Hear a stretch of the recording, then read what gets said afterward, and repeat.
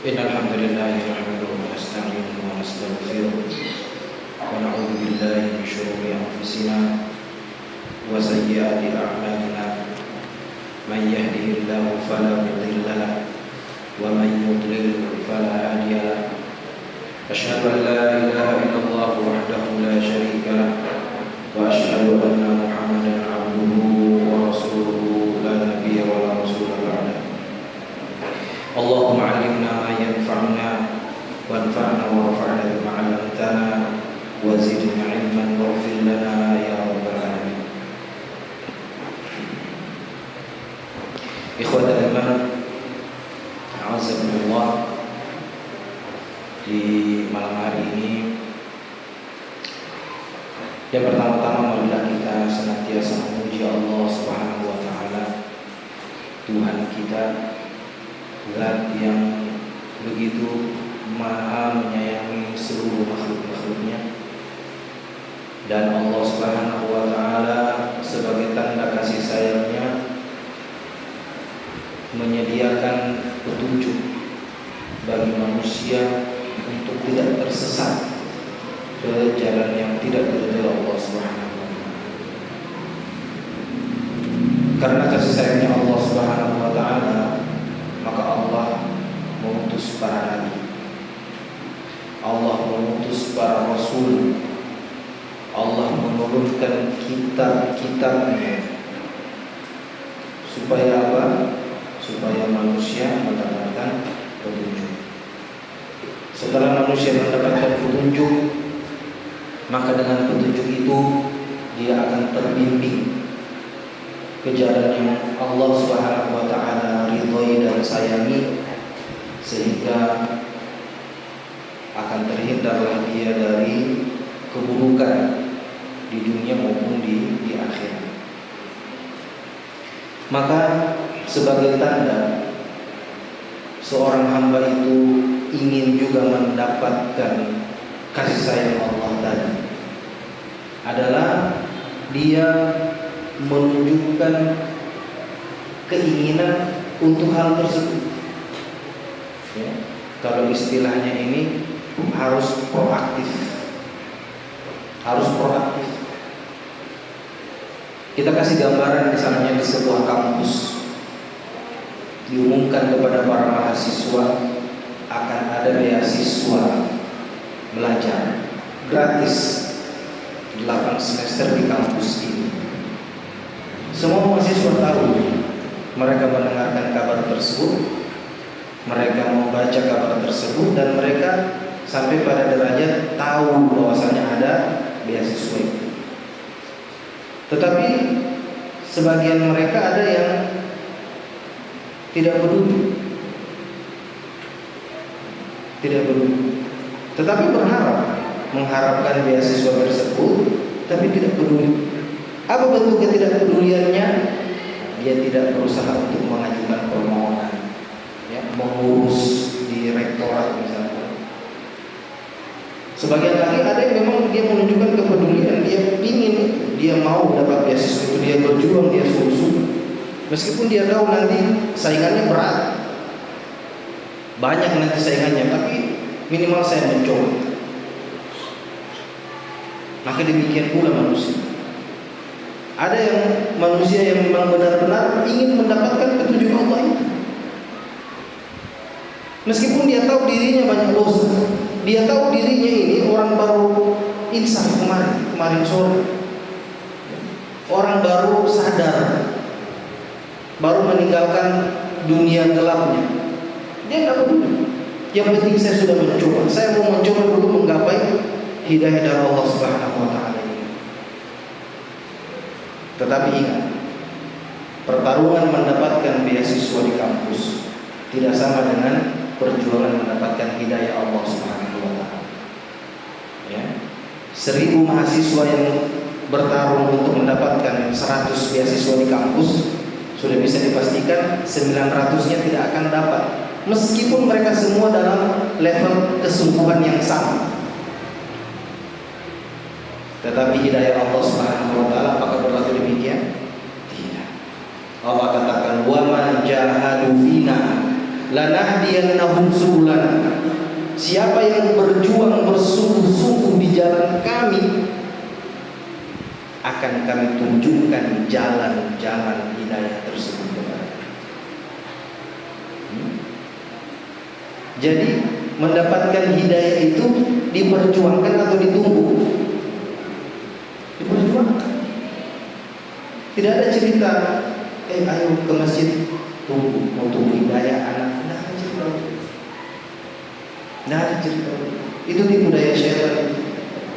Biasa ada begitu ya, teman-teman diajak, ayo sudah waktu sholat, belum dapat hidayah anak lagi, tunggu hidayah dulu, tunggu. Tipu daya syaitan. Mau dapat hidayah, berjuang. Allah lihat kesungguhan kita untuk mendapatkan hidayah itu, di sini Allah kasih sedikit-sedikit. Terkadang kita sudah dapat hidayah, baru berhenti tengah jalan.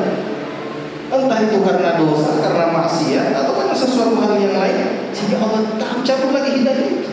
Berjuang lagi. Jatuh bangun, mendapatkan hidayah itu jatuh bangun. Tidak satu kali dapat hidayah selamanya dikunci menjadi miliknya seutuhnya, tidak.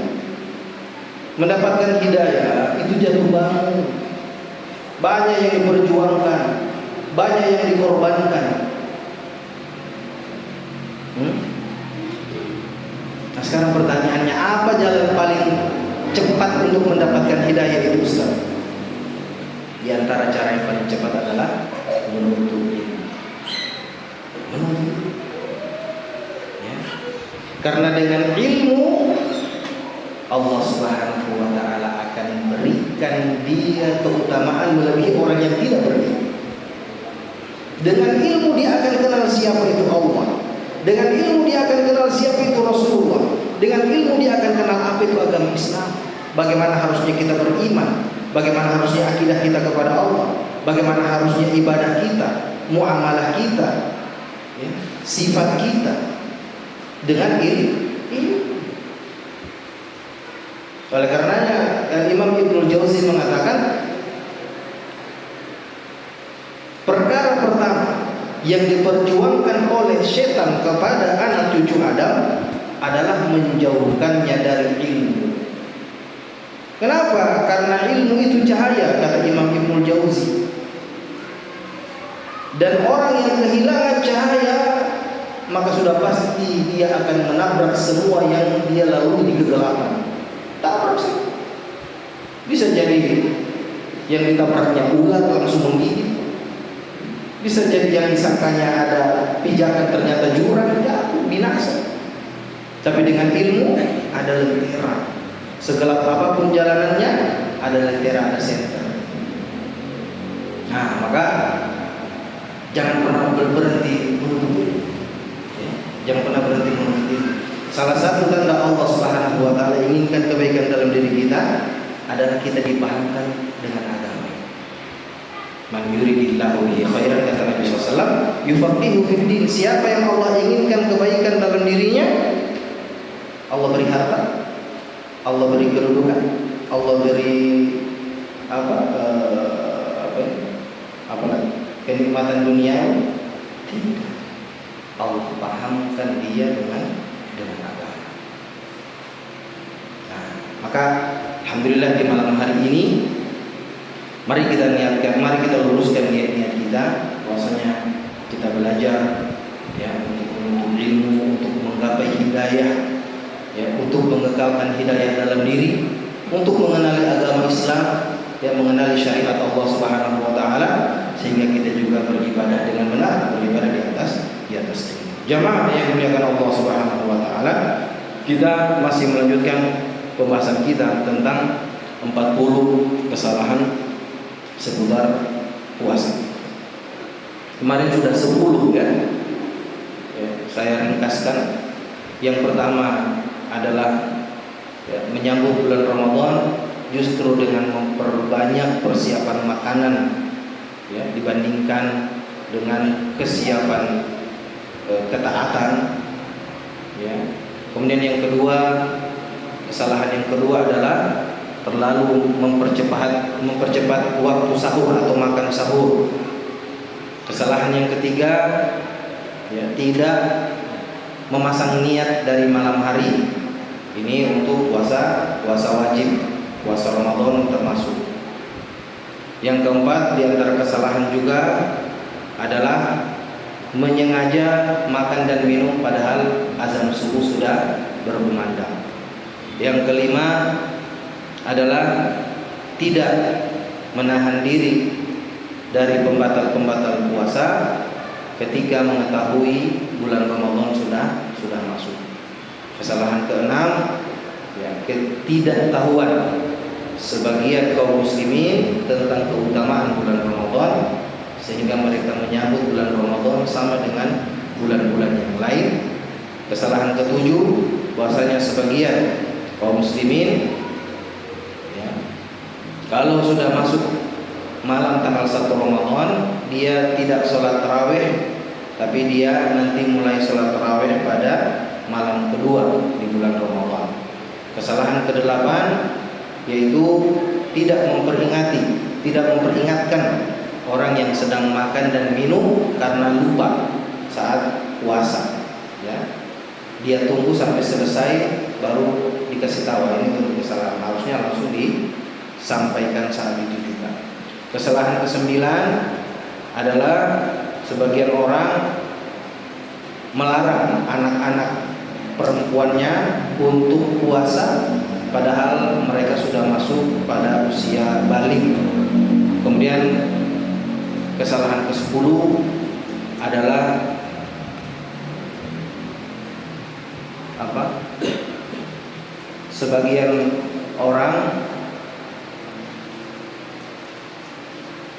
sebagian orang menyangka bahwasanya makan dan minum pada saat puasa karena lupa itu membatalkan puasa. Baik. Sekarang kita masuk pada kesalahan yang ke-11. Penulis mengatakan taharraja ba'dun nisa'i min wad'il hina'i fi athna'is siyam. Kesalahan yang ke-11 adalah sebagian kaum muslimah, ya, para wanita itu mereka takut untuk menggunakan hina. Tahu hina? Hina itu semacam hiasan di jari-jari biasanya. Kalau orang Gorontalo bilang ini laka, ya, zaman dulu ini laka itu. Nah, biasa itu ada hiasan-hiasan seperti motif-motif ini bunga-bunga, ya. Hiasan wanita yang kita ada, yang memang itu hiasan yang diperbolehkan. Nah, sebagian kaum muslimah itu menyangka menggunakan hina itu membatalkan puasa, sehingga mereka yang terbiasa memakainya untuk bersolek di depan suami akhirnya meninggalkan hal tersebut. Kemudian beliau mengatakan bahwa Syekh Ibnu Utsaimin rahimahullah taala mengatakan inna wad'al hina'i, sesungguhnya menggunakan hina athna as-siyami pada saat puasa la yufattiru wa la yu'athiru, tidak membatalkan dan tidak pula memberikan pengaruh sama sekali al-siyami terhadap puasa, ya, syai'an, tidak ada pengaruh sedikit pun. Kal buhli wa qatratil uduni wa kal qatrati fil aini, begitu pula bercelak pakai cila, ya, di mata biasanya. Misalnya wanita di antara bentuk bersoleknya itu adalah menggunakan celak mata. Ini juga tidak membatalkan puasa, kata Syekh Utsaimin rahimahullah. Wa qatratil udhuni, begitu pula meneteskan sesuatu ke telinga. Meneteskan sesuatu ke telinga tidak membatalkan puasa. Wa qatrati fil aini, begitu pula menggunakan tetes mata, tetes telinga, tetes mata, ya, kata Syekh Utsaimin, fa inna dzalika kullahu la yadurru shaima wa la yuftir. Semua itu tidak membatalkan puasa, ya. tidak memudharati dan membatalkan puasa. Ada beberapa disebutkan di sini. Yang pertama ada menggunakan hina bagi perempuan, kemudian celak mata, kemudian menggunakan tetes telinga dan menggunakan tetes mata. Tidak membatalkan puasa, tapi dengan catatan, ya, dengan catatan tidak masuk ke mana? Ke al-mujawwaf kalau dalam istilah fikih. Ya. Al-mujawwaf itu rongga yang ada di dalam tubuh kita. Ya. Apa saja rongga ada di dalam tubuh kita? Kalau kaitannya dengan perkara-perkara tadi berarti yang ada di kepala kita kan. Nah, itu yang pertama adalah tenggorokan.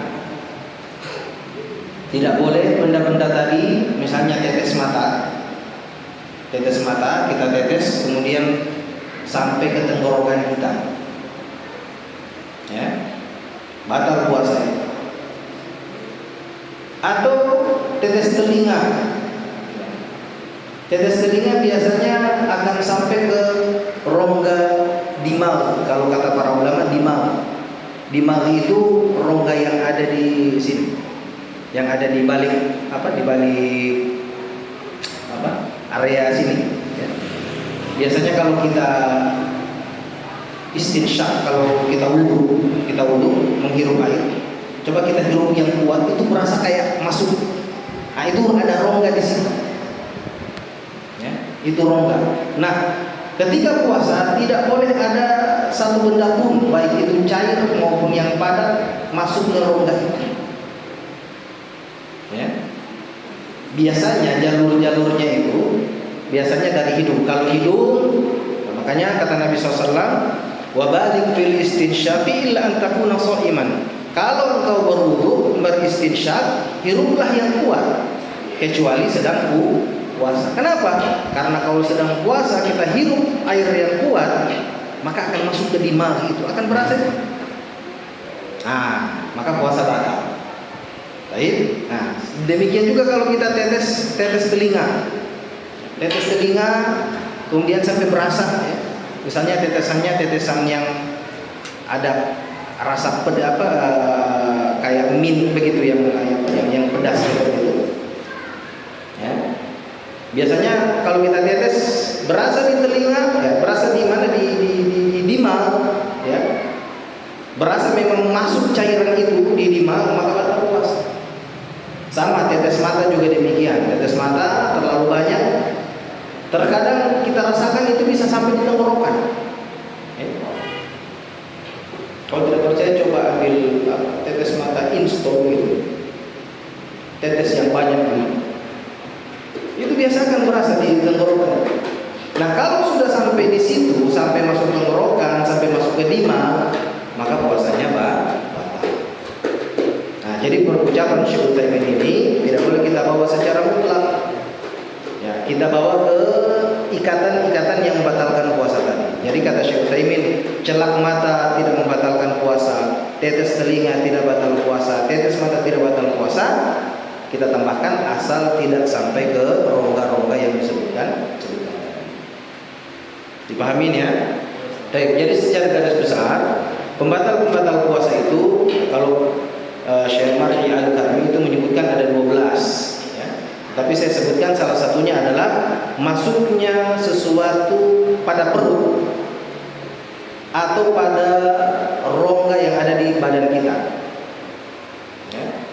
Nah, rongga badan kita tadi sudah disebutkan 2, tenggorokan atau kerongkongan itu 1. Kemudian yang kedua dimag. Yang ketiga dubur. Tidak boleh memasukkan sesuatu ke dubur, batal puasa. Baik. Memasukkan benda apa saja, entah itu benda cair, entah itu benda padat, entah itu nutrisi atau bukan. Kalau masuk pada rongga-rongga tadi, maka puasanya batal. Baik. Nah, Ini terkait pada kesalahan yang ke-11 ya. Jadi hina bercela ya, tetes mata tetes telinga tidak membatalkan puasa. Nah, catatan pada tetes mata tetes telinga itu kalau dia sudah sampai pada rongga tadi halak ya, tenggorokan itu batasnya sampai di mana? Ya. Kalau kita bilang huruf kha, nah itu dia batas itu kha di situ. Ya, pangkal tenggorokan itu. Ya. Jadi jangan sampai masuk apapun di situ ketika puasa, batal puasa. Kasih masuk jari misalnya sampai di situ batal puasa. Baik. Nah, kemudian yang ke-12, kesalahan yang ke-12. Wa minal akhtar taharraja ba'dun nisa'i min tadawwuqit ta'ami khasyata ifsadis shaum. Sebagian perempuan-perempuan kaum muslimah itu mereka tidak tadawwuq itu mencicipi makanan. Khasyata ifsadis shaum, karena takut puasanya batal. Baik.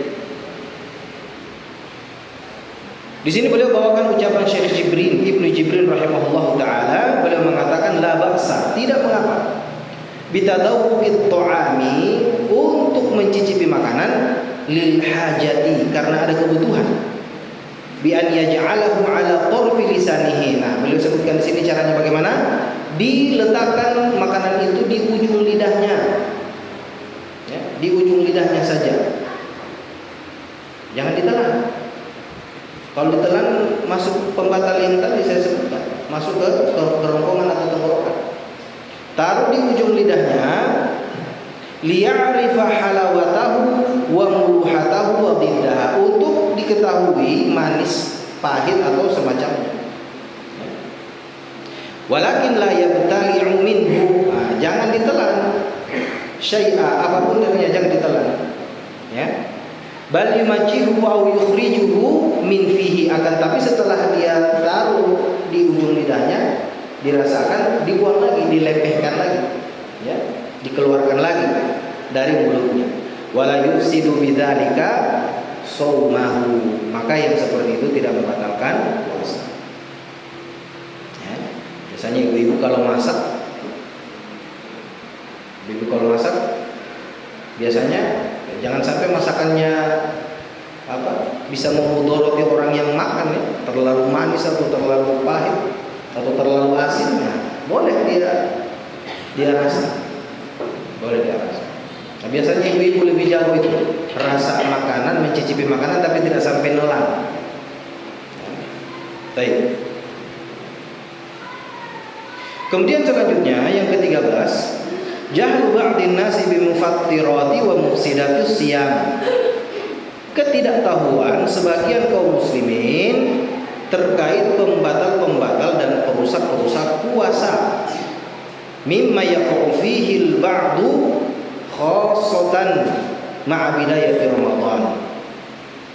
Di mana ya, sebagian kaum muslimin itu sering terjatuh di dalam pembatal-pembatal puasa di awal-awal bulan Ramadan.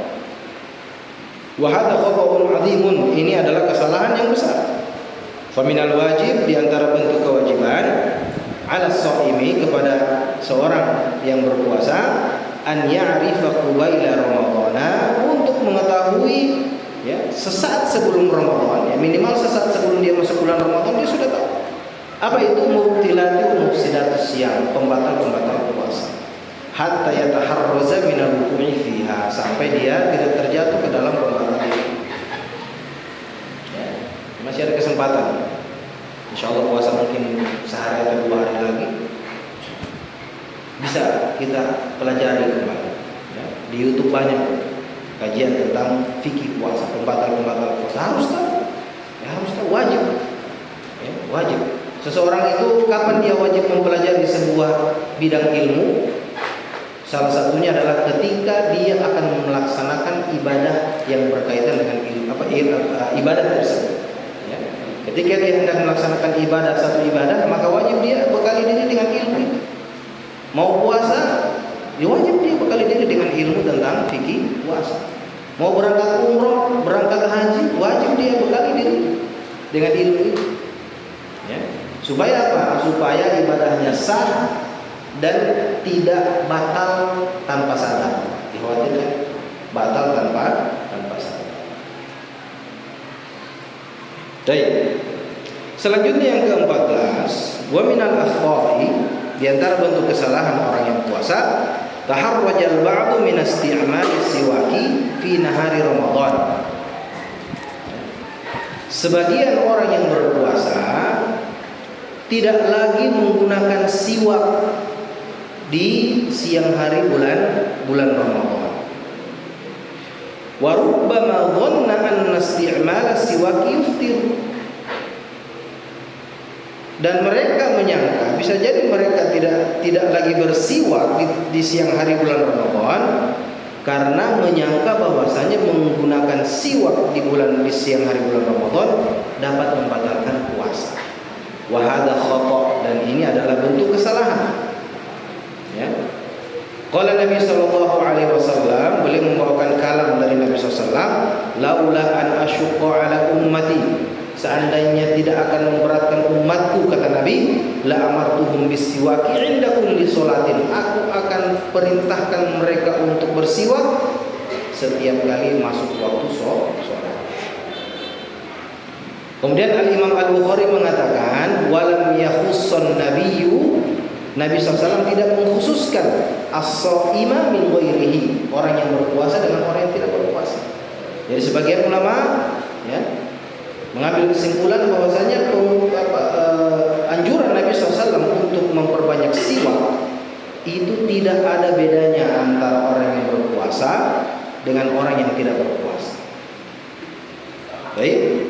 Wa qala Syekh Ibnu Utsaimin mengatakan, wala yuftiru shaima bis-siwaki bal huwa lahu sunnatun. Ya, tidak membatalkan puasa bersiwak, bahkan dia merupakan sunnah, ya, fi kulli waqtin, pada setiap waktu, fi awalin nahari wa akhirih, di awal permulaan hari dan di ujung hari, maksudnya di pagi dan di sore hari. Baik, dipahami ini ya. Ini adalah pendapat sebagian ulama. Wa illa, di sana ada pendapat lain, ya, yang mengatakan bahwasanya bersiwak pada saat puasa itu tidak bisa, tidak sampai membatalkan, tetapi hukumnya adalah haram. Kalau Syekh Ibnu Utsaimin mengatakan hukumnya sunnah berdasarkan hadis dari Nabi Shallallahu Alaihi Wasallam tadi. Sebagian ulama mengatakan hukumnya justru haram. Ingat, kita tidak bicara batal atau tidak, ya. Kita bicara hukum taklifnya. Wajibkah, sunnahkah, mubah, makruh atau haram. Kalau masalah membatalkan, ulama sepakat. Kalau sampai masuk di tenggorokan, batal. Paham? Nah, perbedaan ulama pada penggunaannya saja. Mengapa sebagian ulama mengatakan, kalau tadi sunnah sudah kita sampaikan dalilnya. Mengapa sebagian ulama mengatakan itu haram? Ya, karena permasalahan siwak, ya, sikat gigi siwak itu permasalahan yang sifatnya cabang, sifatnya far'i, furu. Ya. Nah, sedangkan kesepakatan para ulama itu tidak sampai kesepakatan pada bidang yang cabang itu. Nah, jadi begini, di zaman dulu orang-orang itu mereka suka mengunyah karet. Kebiasaan orang zaman dulu itu mereka suka mengunyah karet. Biasa untuk ketahanan, untuk kekuatan gigi misalnya, kebersihan gusi, macam-macam lah ininya, manfaatnya orang-orang dulu sebelum ada sikat gigi seperti sekarang. Nah, karet itu ada yang karetnya kuat, ya, kalau dikunyah tidak akan pecah, ya, tidak akan kalau karet itu mencair seperti itu. Ada yang dia berasa dan kalau dikunyah itu dia akan mencair.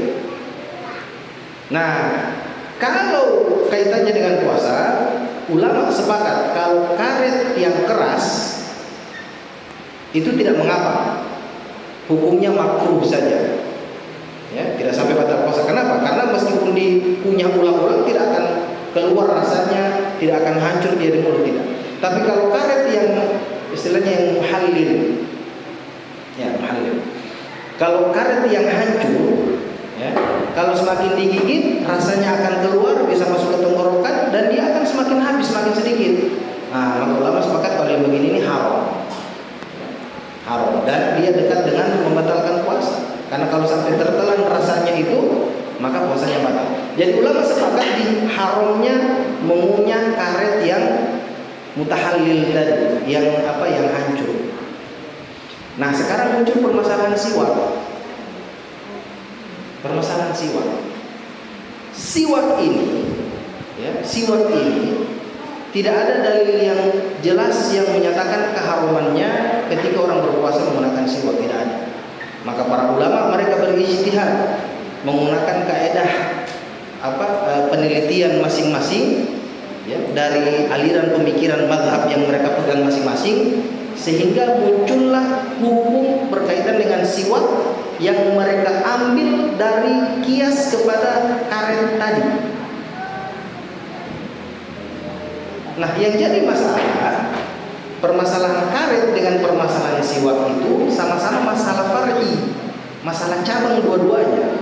Ya. Sedangkan kalau kita mau mengkiaskan, menganalogikan itu harus dari satu persoalan yang usul, yang pokok, kita analogikan ke persoalan yang cabang. Nah, masalahnya sama-sama ini cabang, sama-sama cabang. Karet yang hancur dengan siwak itu sama-sama cabang. Maka sebagian ulama mengatakan cabang dengan cabang tidak boleh dikiaskan. Tidak boleh dikiaskan. Maka siwak memiliki hukum sendiri. Dan ini adalah yang disebutkan oleh Syekh Utsaimin tadi. Tidak ada pengkhususan, tidak ada pengharaman, karena Nabi memerintahkan bersiwak di setiap saat. Baik. Nah, sedangkan sebagian ulama mengatakan bisa dikiaskan.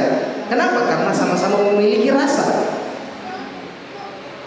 Karena sama-sama memiliki rasa, dikiaskanlah ke karet yang hancur tadi, karet yang mutahallil, ilkun mutahallil, sehingga keharumannya pun diambil hukum keharuman yang sama dengan karet tadi. Paham sampai sini ya? Nah, jadi tidak usah bingung. Itu Ustaz itu mengatakan membatalkan haram siwak. Ini mengatakan tidak haram siwak. Nah, di situ letak mahallun nizahnya, di situ letak perselisihan ulamanya di situ. Baik. Terus kita mau bagaimana, Ustaz? Kalau yang saya amalkan adalah pendapat yang kedua, yaitu tentang keharuman. Ya. Kenapa? Karena ada hadis Nabi Shallallahu Alaihi Wasallam yang mengatakan, wala hulufu famin soim khairun indallahi min atyab indallahi min rihil misk. Bau mulutnya orang berpuasa itu jauh lebih harum di sisi Allah Subhanahu wa taala dibandingkan dengan minyak kasturi. Nah, kalau kita siwak, kita sikat gigi kita bersihkan mulut kita dengan siwak, bisa hilang itu bau mulut itu. Maka hilang pula keutamaan bau mulut orang yang sedang berpuasa. Wallahu a'lam. Baik. Yang keberapa itu? 14 ya. Sekarang yang ke-15, wa minal akhta, di antara bentuk kesalahan, anna ba'dul muadzinina, bahwasanya sebahagian orang yang azan atau muadzin la yu'adzinu illa ba'da intishari dhalami. Mereka tidak azan maghrib, tidak mulai mengazan maghrib kecuali setelah gelap langit. Berarti ini kondisinya waktu maghrib, ya. Ini terjadi. Sebagian, tapi insya Allah di Indonesia tidak ada. Sebagian muadzin ketika masuk, ya, masuk waktu maghrib, mereka tidak langsung azan. Tunggu dulu sampai gelap langit, baru dia azan. Nah, wala yaktafi bi ghiyabis syamsi, tidak mencukupkan diri dengan hilangnya matahari ya di ufuk. Wa yaz'amu anna dzalika ahwatul lil ibadah. Maka mengapa mereka melakukan itu? Karena mereka menyangka ini jauh lebih hati-hati. Jangan sampai memang matahari sudah tidak ada, tapi jangan sampai belum masuk waktu. Jadi tunggu sedikit sampai gelap langit. Alasan mereka apa? Supaya lebih hati-hati. Justru ini merupakan kesalahan dan menyelisihi sunnah Nabi Shallallahu Alaihi Wasallam. Ya, karena sunnahnya yaitu mengumandangkan azan hina tagrubu syamsu tamaman, ketika matahari itu terbenam seutuhnya, seluruhnya. Ya, jadi bulatan matahari itu kalau dia terbenam di mana misalnya di sebelah barat, di apa ya, di laut lah, kita lihat di laut ya, sunset itu kan. Nah, matahari hilang sampai dia hilang semuanya, itu dia punya bulatan itu, masuk waktu. Baik. Nah, maka yang azan jangan dia tunggu sampai gelap malam. Ustaz, kalau tidak lihat matahari itu ada waktu sholat, insya Allah ya, secara dhon, secara prasangka bahwasanya waktu sholat yang ada di masjid-masjid itu sudah menandakan masuk waktu sesuai dengan waktu. Baik, azan dulu ya. Sallallahu alaihi wasallam.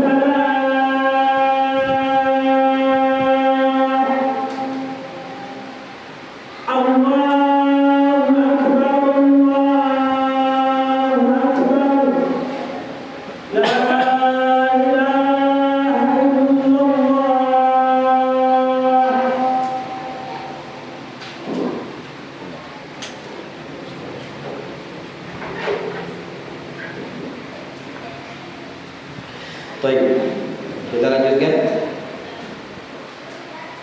Kesalahan yang ke-16.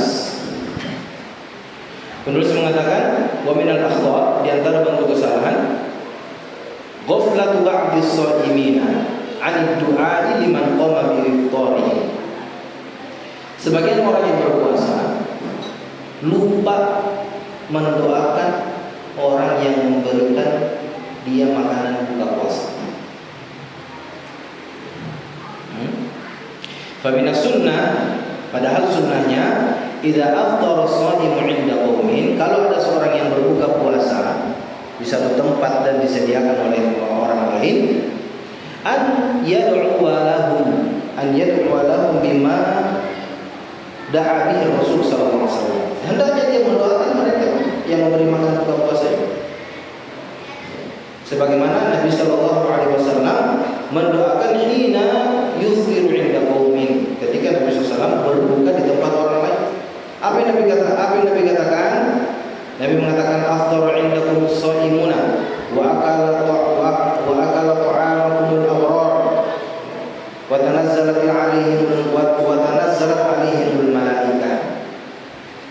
Orang-orang yang berpuasa telah berbuka di tengah-tengah kalian, dan orang-orang yang baik telah memakan makanan kalian, maka telah turunlah malaikat ke atas kalian.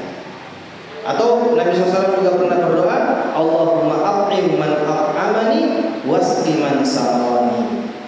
Ya Allah, berilah makan orang yang memberikan makan kepadaku, dan berilah minum orang yang memberikan minum kepadaku.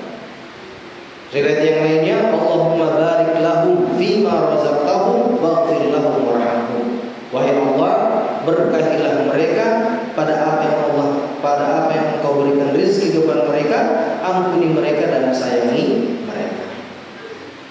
Ya, jangan lupa, kalau kita buka puasa di masjid, sudah pasti itu disediakan oleh Allah. Ya, jangan lupa kita doakan, atau dengan doa apa saja, doa kebaikan yang bisa kita doakan untuk mereka. Ke-17, wa min al-akhtar i'tiqadu ba'di tahrimu mu'asyaratin nisa'i fi laili Ramadan. Ada sebagian orang yang meyakini keharaman menggauli istri di malam hari bulan Ramadan.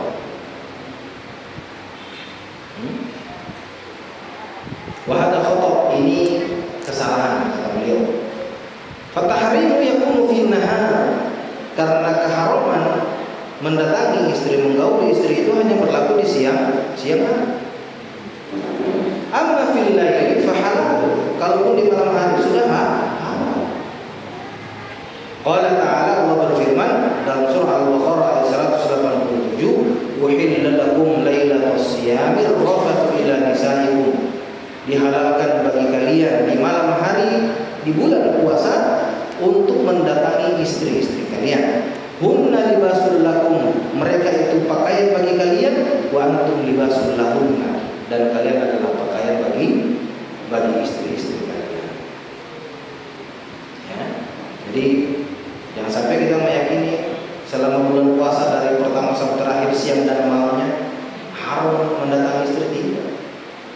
Yang haram hanya di siang hari saja. Yang ke-18, kesalahan ke-18, imtinabu ba'din nisa'i 'an siyami idza taharat qabla al-fajr. Sebagian wanita mereka tidak berpuasa lagi ketika mereka suci dari haid maupun nifas qabla al-fajr, sebelum terbit fajar. Wanita haid, wanita nifas tiba-tiba suci bersih. Kapan bersihnya? Sebelum waktu fajar, sebelum waktu berpuasa, yaitu waktu fajar, waktu subuh. Walan tatamakkana minal ghusli lidhiqil waqti, tetapi mereka sudah tidak bisa lagi untuk mandi karena waktu sudah mepet. Contoh, waktu fajar 4.30, dia suci, si wanita ini suci ya, dari darahnya 4.29, 1 menit dia cek, sudah bersih, sudah tidak haid, tidak nifas lagi. Berarti saya sudah wajib berpuasa. Tapi pas lihat jam, tinggal 1 menit, so tidak dapat izin mandi, tidak dapat juga bersih-bersih. Nah, sebagian wanita menyangka berarti saya belum wajib puasa. Kenapa? Karena belum mandi. Nah, ini bentuk kesalahan. Ya.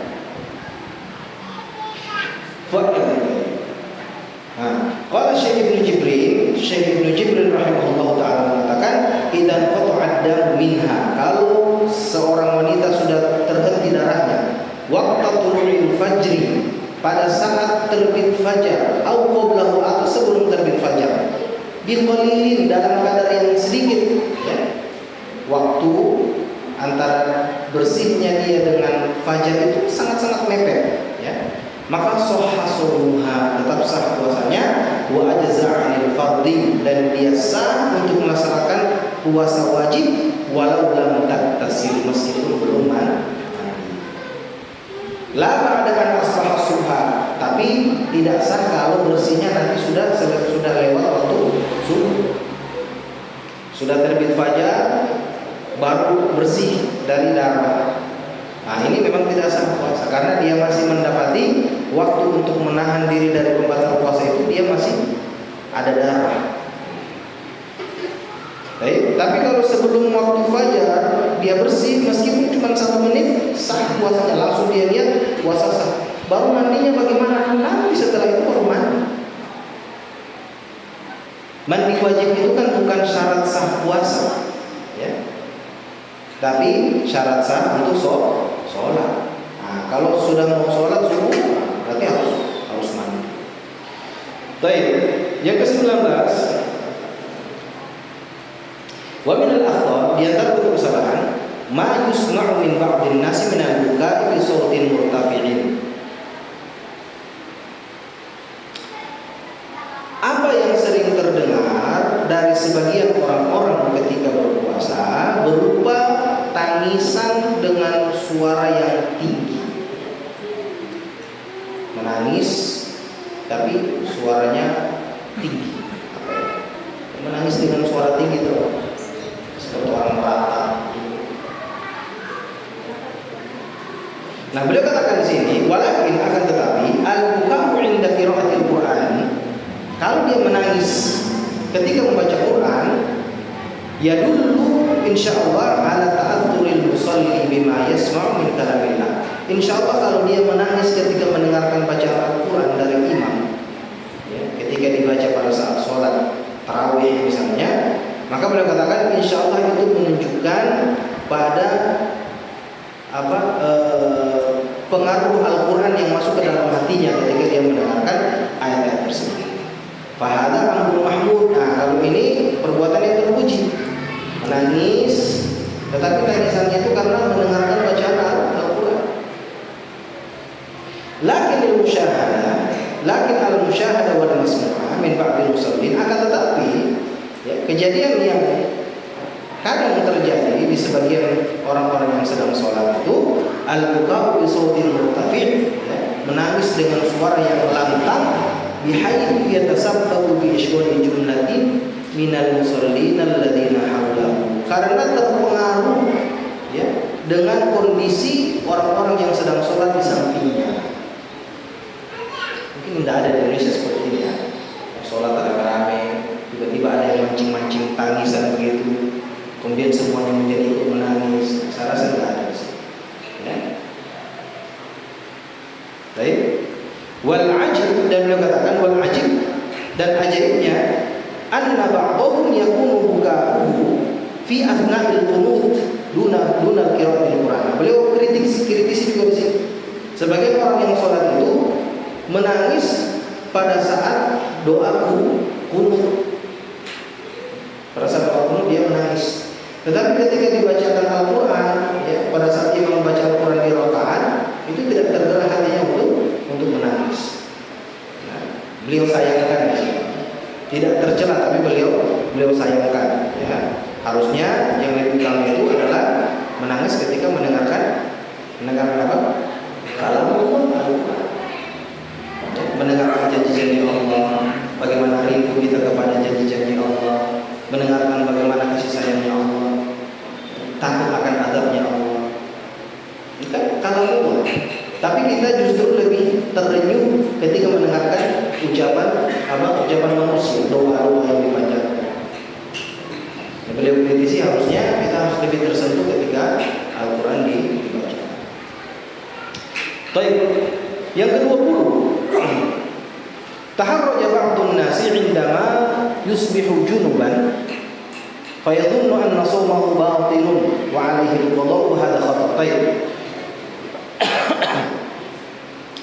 Sebagian orang ya yang terbangun dari tidurnya dan dia mendapati dia sudah dalam kondisi junub karena mimpi, ya, mimpi basah, maka fayadhunnu anna shawmahu batil, maka dia menyangka sudah mimpi basah ini, sudah keluar cairan, berarti puasa saya batal. Wa alaihi qadha, dan dia menyangka kalau begitu saya sudah tidak puasa, saya ganti puasa di bulan yang lain. Nah, itu bentuk kesalahan juga. Ya. Karena mimpi basah membatalkan puasa atau tidak? Tidak membatalkan puasa. Meskipun dia mimpi di siang hari.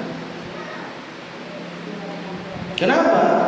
Karena orang yang bermimpi itu kan tidak bisa milih dia. Bukan keinginan dia, bukan pilihan dia. Ya. Tiba-tiba mimpi itu datang sendiri dalam tidurnya, membangkitkan syahwatnya sampai keluar. Nah, maka yang seperti ini tidak membatalkan puasanya, lanjut terus puasa, ya, puasanya lanjut terus. Wa yaqulu samahatu Syekh bin Baz, Syekh bin Baz pernah mengatakan dalam Majmu' Fatawa wa maqalatu mutanawwi'ah, ya. Beliau mengatakan al-ihtilamu la yubtilu shauma. Ihtilam, ya, mimpi basah itu tidak membatalkan puasa. Li'annahu laisa bi ikhtiyari shaim, karena itu tidak di atas pilihan orang yang berpuasa tadi. Siapa yang di antara kita bisa milih sebentar saya mau mimpi ini Tidak ada, ya? Semuanya atas takdir Allah dan kehendak Allah Subhanahu wa taala. Wa alaihi an yaktasila ghusl al-janabah idza al-ma. Tapi yang wajib dia lakukan adalah dia mandi wajib, mandi besar. Ya. Tapi puasanya tidak ada. Baik. Yang ke-21 di antara bentuk kesalahan tatayyubu ba'dun nisa, sebagian wanita-wanita kaum muslimah, ya, mereka bertatayyub, bersolek menggunakan wangi-wangian, ya, menampakkan perhiasan-perhiasan idza kharajna li sholati tarawih, ketika mereka hendak mendatangi sholat tarawih. Nah, ini banyak kita, ya, perempuan-perempuan kaum muslimah ketika mendatangi sholat tarawih, luar biasa, parfumnya sudah sampai di tempat laki-laki. Saking banyaknya parfum di bawah.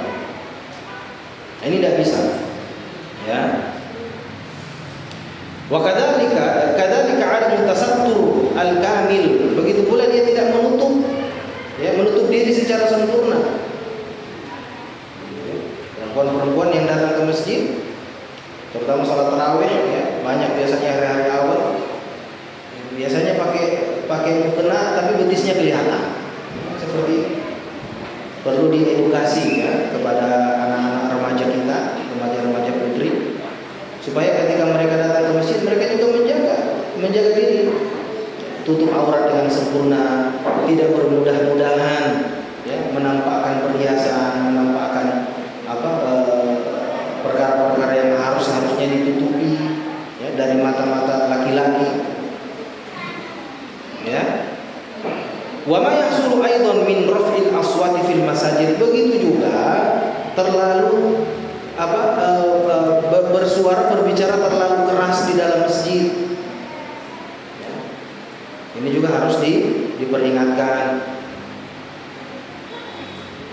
Baik, wa hadzal jiddu dzatuhu mawdu'u fitnatin. Kalau di zaman dulu perkara-perkara ini adalah mawdu'u fitnah. Ya, adalah sumber ujian, sumber fitnah yang terjadi di zaman dulu. Ya. Fa kaifa idza kana zaman fadilan wal makan fadilan. Bagaimana kalau sudah di zaman yang sekarang ini, yang sudah lebih lagi fitnah, zaman yang fitnahnya sudah lebih banyak, tempat yang fitnahnya sudah lebih banyak dibandingkan zaman dulu. Maka penting untuk kita memperhatikan remaja-remaja putri, ya, untuk mereka ketika mendatangi sholat tarawih itu tetap menutup aurat dengan sempurna dan tidak bertatayyub. Baik, yang ke-22, wa minal akhta', di antara bentuk kesalahan ta'khiru ba'dis shaimina salatai dhuhri wal 'ashri an waqtaihima li ghalabatin naum. Sebagian orang yang berpuasa itu mengakhirkan, ya, menunda-nunda sholat zuhur dan sholat asar dari awal waktu li ghalabatin naum, karena tidur. Mentang-mentang puasa tidur. Kenapa tidur? Kan tidurnya orang berpuasa itu apa? Pahala. Tidak benar seperti itu, ya. Tidak benar. Justru kalau antum tidur, kalau kita tidur melewatkan, apalagi sampai melewatkan ibadah sholat yang harusnya besar pahalanya ketika di bulan Ramadan, justru dapatnya bukan pahala, dapatnya dosa. Karena Allah Subhanahu wa taala mengatakan, "Fawailul lil musallin alladziina hum 'an shalatihim sahun." Celaka orang-orang yang sholat yang mereka lalai dari sholatnya. Ya. Baik, Ibnu Mas'ud ketika bertanya kepada Nabi SAW, ya, wahai Nabi SAW, ayyu sholatin khair? Sholat apa yang paling baik? Maka Nabi SAW menjawab, as-sholatu ala waqtiha, sholat pada waktunya, au fi waqtiha, atau di dalam waktu. Ya. Dalam riwayat lain, ala awwali waqtiha, sholat di awal waktunya. Jadi kesempatan selama bulan Ramadan, melatih diri untuk bisa sholat di awal waktu. Jangan mentang-mentang puasa, sudah tidur. Daripada kalau bangun semua tak ingat, pengen makan, pengen minum, mending tidur saja. Ya, akhirnya dilalaikan juga kewajiban yang lebih besar. Selanjutnya kesalahan yang ke-23,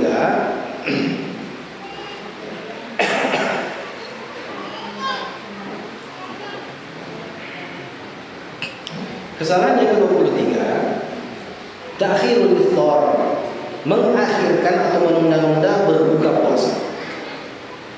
Fa minas sunnati, di antara sunnah, an yu'ajjila as-shaimu iftarahu, seorang yang berpuasa itu menyegerakan berbuka. Ta'jil itu apa? Ta'jil itu menyegerakan berbuka. Bukan makanan takjil, bukan. Keliru, ya. Menyerap bahasa tapi keliru penggunaan. Bahasanya sudah bagus, diserap dari bahasa Arab, tapi penempatannya keliru. Dipikir takjil itu makanan buka. Saya buat bikin takjil, salah. Tapi karena sudah terpakai seperti itu, akhirnya jadi pada takjil itu maksudnya menyegerakan berbuka. Ya. Baik. Kapan seseorang itu menyegerakan berbuka? Mata ta'akkada min dukhulil waqti, kalau sudah yakin, sudah ta'akkud, waktu sudah masuk. Waktu sudah masuk, sudah yakin, segera berbuka. Tapi kalau ragu, ini sudah masuk waktu atau tidak? Sudah tidak dapat dengan azan, tapi jam saya sudah jam 6 tuh. Bisa, dia tak tahu itu baterai rusak dari kemana. Ragu dia, tidak boleh. Harus tak dulu, yakin dulu. Cek di HP atau cek di mesin sudah azan, atau cek di saya itu masih tarang gitu. Jangan karena ragu menyegerakan berbuka, sunnah aja. Belum waktu. 5 mata ta'akkada dukhul waktu. Kalau sudah yakin masuk waktu, segera takjil. Baik. Tapi apakah takjil ini berlaku bagi semua orang yang berpuasa? Baik. Apakah sunnah menyegerakan berbuka puasa berlaku bagi semua orang yang sedang berpuasa ketika sudah mengetahui waktu sudah masuk? Jawabannya tidak. Ya, ini faedah. Bagi siapa berlaku sunnah menyegerakan berbuka puasa ini? Bagi orang yang melihat atau mengetahui masuknya waktu secara yakin. Secara yakin. Kalau tadi pasti, kalau ini yakin. Apa maksudnya secara yakin? Secara yakin maksudnya dia lihat sendiri di ufuk barat matahari terbenam, hilang bundaran matahari, itu orang yang yakin. Pada saat itu dia sunnah menyegerakan berbuka puasa. Tetapi kalau bagi orang yang tidak melihat secara langsung, ini dia hanya mengetahui secara prasangka saja, dzanniyan, ghalabatul dzannya. Maka bagi orang seperti ini tidak berlaku sunnah ta'jilul iftar itu. Tidak berlaku sunnah bagi. Ya. Contoh seperti kita kan tidak lihat matahari itu terbenam. Ya. Kita kan tidak lihat, kita lihatnya waktu atau radio, tikok kita insya Allah percaya kita. Apakah berlaku? Jawabannya tidak. Tidak berlaku sunnah itu. Baik. Nah, terus kalau tidak berlaku sunnah berarti tidak boleh menyegerakan berbuka? Boleh, cuman hukumnya jadi mubah. Hukumnya jadi boleh saja. Ya. Kalau dia mau menyegerakan, dia tidak dapat pahala sunnah. Yang dapat pahala sunnah menyegerakan orang yang melihat secara yakin qasrus syams itu, bulatan matahari itu terbenam, hilang, nah dia takjil. Paham sini ya? Baik. Yang ke-24. Di 24, anna ba'dhu sha'imina la yuftiru illa ba'da intiha'il muadzini min adanihi ihtiyatan. Nah, sebagian orang yang berpuasa ya, tidak berbuka ya, kecuali setelah selesai azan. Ya. Misalnya dia sudah dengar azan, sudah bisa baginya untuk berbuka, sudah bisa baginya, sudah masuk waktu, sudah. Tapi dia bilang, kasih selesai azan supaya benar-benar pasti bahwasanya waktu sudah masuk. Nah, ini juga bentuk kesalahan. Ya. Fama tata'akkada min sima'il muadzin, maka kapan dia sudah dengarkan azan berkumandang, fa'ala shaimi an yufṭira, maka dia segera berbuka. Wa man ta'akhkhara hatta nihayatal adzan, kapan dia menunda sampai selesai azan, faqad takallafa, maka dia sudah membebani dirinya bima laisa mutaliban lahu, dengan apa yang tidak wajib baginya. Alhamdulillah Allah sudah memudahkan ya, rukhsah atau keringanan dari Allah, sudah berbuka, silakan segera berbuka. Tapi dia sengaja tunda-tunda supaya yakin, nah ini dia termasuk orang yang takalluf, berlebihan, memberat-beratkan diri sendiri, dan ini tidak baik. Yang ke-25, ghaflatu ba'dhi shaimina 'anid du'a'i 'inda al-iftar. Sebagian orang berpuasa lupa doa, lalai dari berdoa ketika berbuka.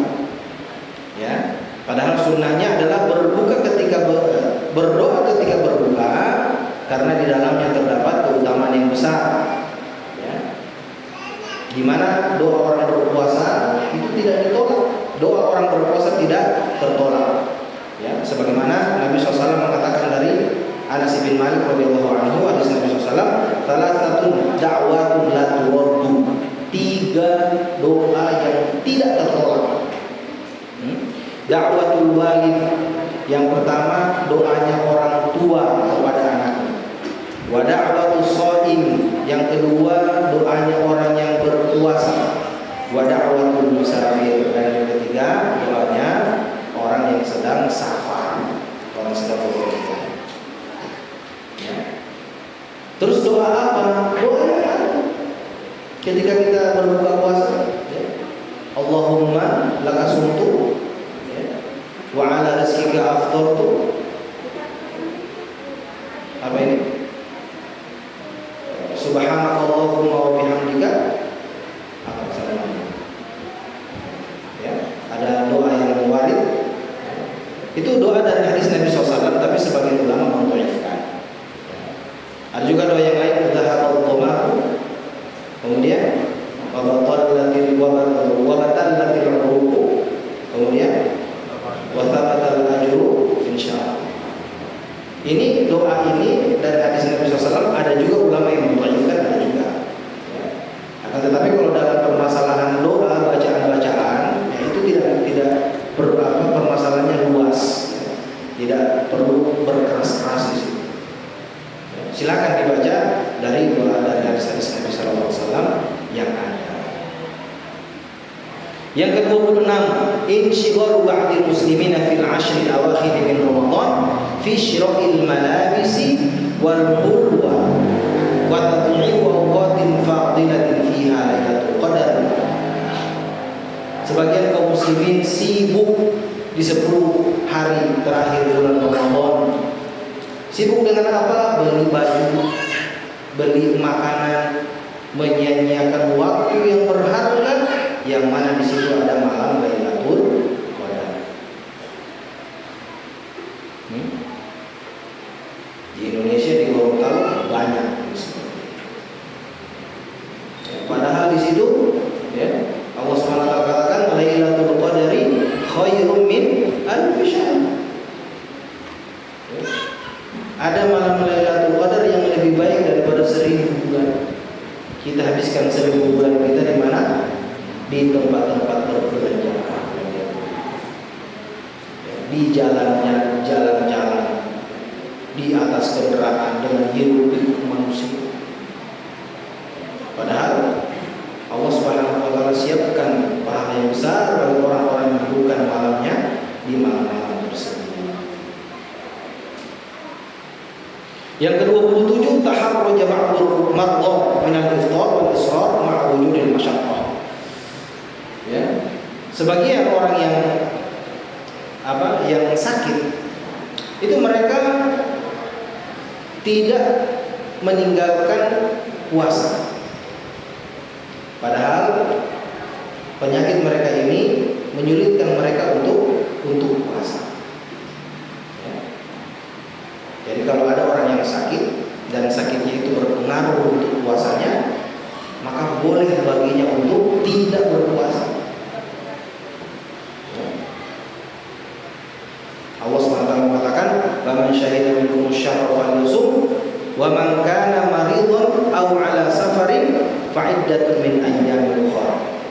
Allah SWT katakan, siapa saja yang melihat bulan di antara kalian, maka hendaklah berpuasa, dan siapa yang sakit atau sedang safar, maka dia ganti di hari-hari yang lain.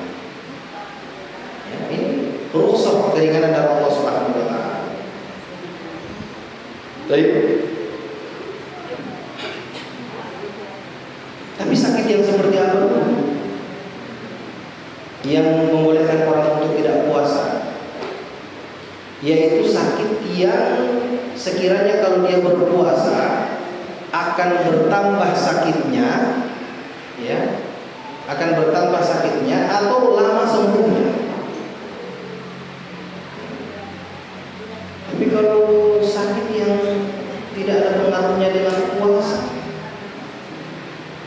tidak bisa tidak puasa.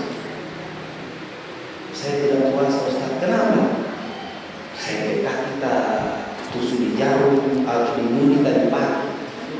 Apakah ini dengan antum tidak puasa? Tidak ada hubungan. Tapi sakit sekali, Ustaz. Tidak ada. Tapi kalau misalnya saya tidak bisa puasa, kenapa? Saya demam. Kenapa? Karena demam dia butuh obat, dia harus minum obat. Nah, ini baru bisa untuk tidak puasa. Ya. Jadi jangan dipukul rata semua sakit tidak puasa. Sakit yang kalau dia berpuasa, sakitnya itu tidak akan bertambah sakitnya atau lama sembuhnya.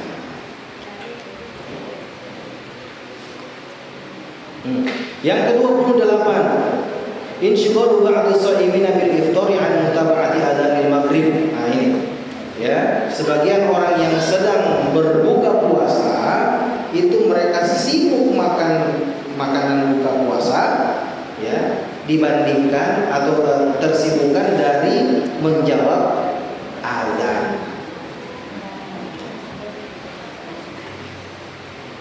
Kan bukan dua hal yang bertentangan, kan? Bukan dua hal yang bertolak belakang. Kalau sedang makan tidak bisa jawab azan, tidak. Jadi digabungkan saja, ya, makan, mendengar azan sambil dijawab azan, ya, karena menjawab azan, ya, adalah perkara yang diperintahkan oleh Nabi SAW. Idza sami'tumun nidaa faqulu mithla ma yaqulul muadzin. Kalau kalian mendengar azan, maka ucapkanlah seperti Yang ke-29 minal akhta, yang terbentuk kesalahan, ada muta'bidis sibyani wal fatayati 'anis siyami bisigharis. Tidak membiasakan anak-anak untuk berpuasa dari kecilnya. Ya. Wal mustahabbu ta'biduhum 'ala siyam, yang disunnahkan adalah membiasakan mereka untuk puasa qabla al-bulugh, sebelum mereka masuk usia dewasa. Fayu'ammaruna bihi, diperintahkan mereka untuk itu, ditamrini alaihi, untuk melatih mereka. Khasatan idza ataquhu, apalagi kalau mereka sudah mampu untuk puasa. Usia 7 tahun itu sudah bisa dilatih untuk puasa. 7 tahun itu sudah banyak anak-anak usia 7 tahun sudah bisa puasa full 1 bulan. Jadi tinggal dari orang tua bagaimana membiasakan. Taib ikhwah jamaah dimuliakan Allah Subhanahu wa taala, masih banyak sebenarnya, cuman terbatas oleh waktu. Semoga ini ya, meskipun tidak sampai selesai, bisa bermanfaat untuk kita semua, menjadi ilmu yang bermanfaat untuk bisa kita amalkan, dan semoga Allah Subhanahu wa taala mempertemukan kita dengan bulan Ramadan, mengampuni dosa-dosa kita, mengangkat derajat kita, menyembuhkan orang-orang yang sakit di antara kita, menghilangkan kesusahan orang-orang yang susah di antara kita, melunaskan hutang orang-orang yang sedang berhutang di antara kita, dan memasukkan kita semua dalam surga-Nya. Amin ya rabbal alamin. Ada pertanyaan barangkali? 1 atau 2 pertanyaan? Padahal silakan.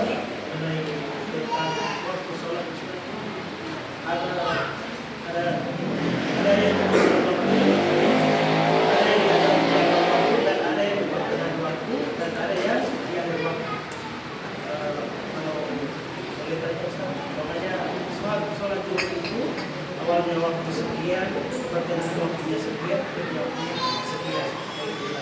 Baik, waktu sholat zuhur. Nah, masuk waktu zuhur itu adalah setelah tergelincirnya matahari dari titik garis atas tengah, tepat di atas. Ya. Jadi kan matahari itu kan terbit dari timur. Ketika dia sudah sampai di atas, ya, tepat di atas kita, muntasib namanya. Itu tandanya kalau kita taruh sesuatu di bawah tidak ada bayangannya, itu tepat di atas. Baik. Nah, kan ketika dia akan bergeser ke barat, ya, tergelincir ke barat, berarti akan muncul bayangan ke timur kan? Nah, setelah dia tergelincir ke barat itu, disitulah sudah masuk waktu zuhur. Zawal. Ada rincian di situ tentang bayangan matahari yang lebih sedikit. Tapi secara garis besar, ketika dia sudah bergeser ke barat, berarti bayangan sudah ke timur, itu sudah masuk waktu zuhur. Baik. Sampai kapan waktu zuhur ini? Sampai bayangan sama tinggi dengan bendanya. Ini kita bicara tidak pakai jam ini ya, tidak pakai jam. Saya di padang pasir begitu, tidak ada jam, cari tahu waktu sholat bagaimana caranya begitu. Patok satu benda, ya. Kalau tidak ada bayangan, nah itu sudah muntasib itu. Belum bisa sholat sih, belum. Tunggu dia bergeser ke barat sedikit, muncul dia bayangan benda di timur, sudah masuk waktu sholat. Sampai kapan? Sampai bayangan itu sama panjang dengan itu tongkat itu. Jadi kalau tongkatnya 1 meter, bayangannya 1 meter, nah itu sudah selesai waktu zuhur. Sudah masuk waktu asar. Bergeser lagi ke barat, tambah panjang dia punya bayangan ini kan. Nah, ketika bayangan benda 2 kali dari panjang benda, berarti bayangannya berapa meter? 2 meter, maka sudah habis waktu asar yang mukhtar, waktu asar yang normal. Tersisa nanti waktu asar yang darurat, waktu asar untuk orang-orang yang uzur melaksanakan asar di awal waktu sampai terbenam matahari selesai. Ya. Jadi begitu ya. Tinggal dibagi saja dari waktu zuhur itu tinggal dibagi di pertengahan waktu, di awal waktu dan di akhir. Ya, baik. Terakhir ada pertanyaan? Betul, silakan.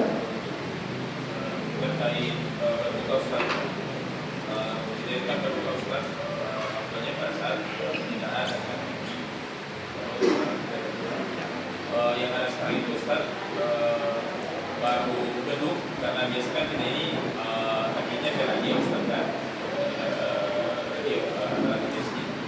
Baru waktu beduk itu langsung biasanya langsung minum. Apakah pada saat beduk itu sudah tepat Ustaz atau lebih hati-hatinya kita pada saat mendengar azan untuk berbuka? Waktu berbuka itu adalah terbenamnya matahari. Terbenam matahari itu waktu berbuka. Nah, tinggal manusia ini yang menandai waktu berbuka, memberitahukan ke orang lain. Ini caranya bagaimana? Jadi harusnya pertanyaan ini ke orang yang operator radio ini.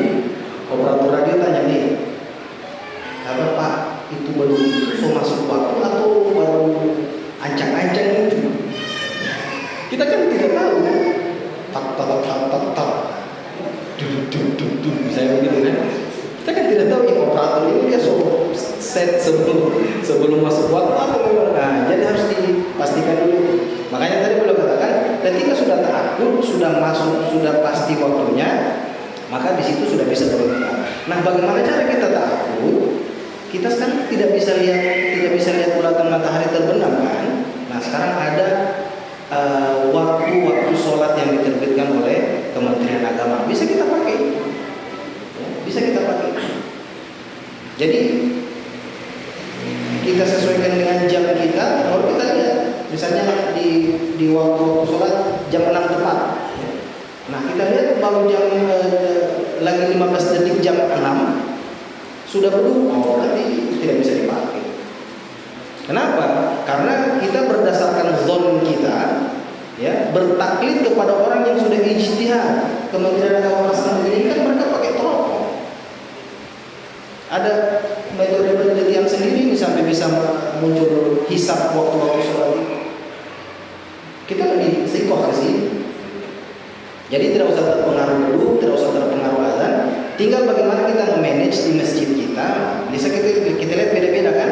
Nah, kita pastikan dulu beduk ini masuk waktu atau belum. Kalau memang belum masuk, nah kita sampaikan ke jamaah. Wahai jamaah sekalian, ketahuilah bahwasanya beduk yang di radio tertentu itu belum masuk waktu sesuai dengan pengamatan kami berdasarkan hisab dari Kementerian Agama. Maka kalau beduk jangan dulu minum.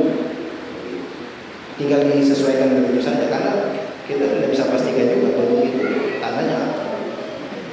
Begitu ya, Allah Ta'ala. Demikian, semoga bermanfaat. Kita tutup subhanallah wa bihamdika, asyhadu an la ilaha illa anta